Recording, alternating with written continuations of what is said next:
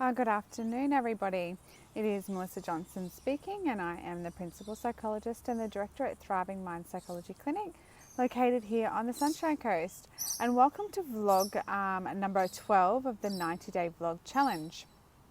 So today, the title of the vlog is How Long, How Often, and Is What I Discuss with My Psychologist Confidential?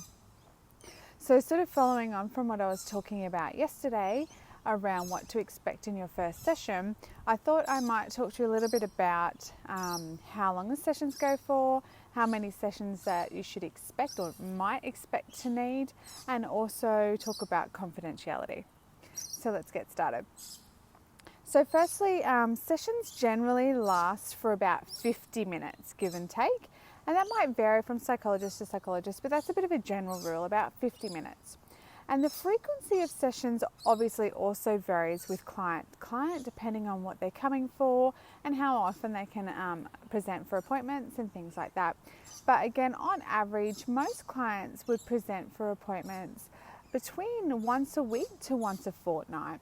And then, of course, as treatment progresses and they might start noticing improvements and they've implemented a lot of the strategies, they might then move on to some maintenance treatment sessions, and maybe they might be a little bit more further apart. So let's say once every 3 weeks or 4 weeks, or even once every 6 weeks, let's say. So that's to give you a bit of an idea. How many in total, again, varies with every client. But on average, I think I would say most clients come for about 6 to 10 appointments. Some clients need more than that, and some people need less than that. Again, it just really depends on what they're coming along for.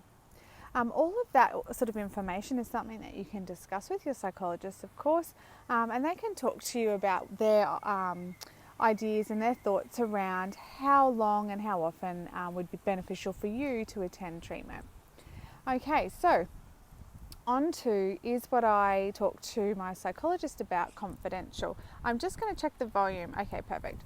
And the short answer to that is yes, it is. So psychologists are bound by very strict ethical guidelines, and it's something that is taken very seriously, is confidentiality. And so basically what that means is what is discussed in the session is kept very private and confidential. Okay? There are a few exceptions to that rule. And the first one is if you disclose something that might place yourself or somebody else at risk. So for example, if you were to report to your psychologist that you had plans to self-harm or plans to commit suicide or even plans to harm somebody else, then the psychologist is then obligated to act upon that.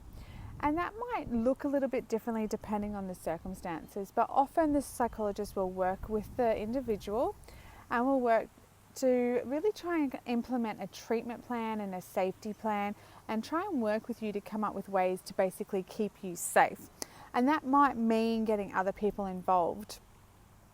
If, however, you go through that process and the psychologist is still not 100% happy that you will be safe, then they may have to breach confidentiality and go and tell whoever it is they need to tell in order to keep that person safe.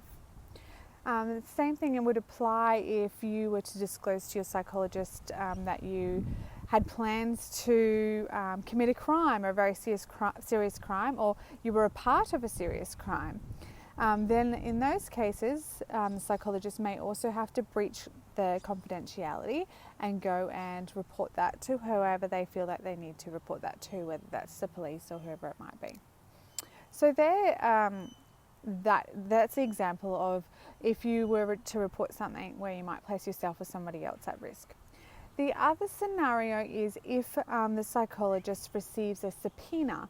So a subpoena is something that is handed down as a part of a court of law, and basically when that happens, the psychologist is obligated to release that information. That doesn't happen all that often, I must say, but if it is something that you are concerned about, please do discuss that with your psychologist. But all in all, yes, definitely, everything that you talk about is kept private and confidential in your sessions. Nobody can just ring up and ask about you. Nobody can even find out whether you're having an appointment. The only way anybody would know that is if you decided to tell them yourself, which would be completely fine as well. So there we go. I hope that's given you a little bit more information around what to expect and how long sessions go for and how many you might need, and also help alleviate some of those anxieties around privacy and confidentiality.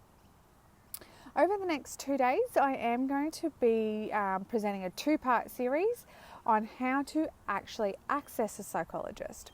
So if you have decided that you might like to see a psychologist, but you're not sure how to go about doing that, and you're not sure whether you need a referral or all of those sort of things, I'm going to go through that with you over the next 2 days. And I'm going to talk about the different ways that you might be able to access a psychologist and what that all means.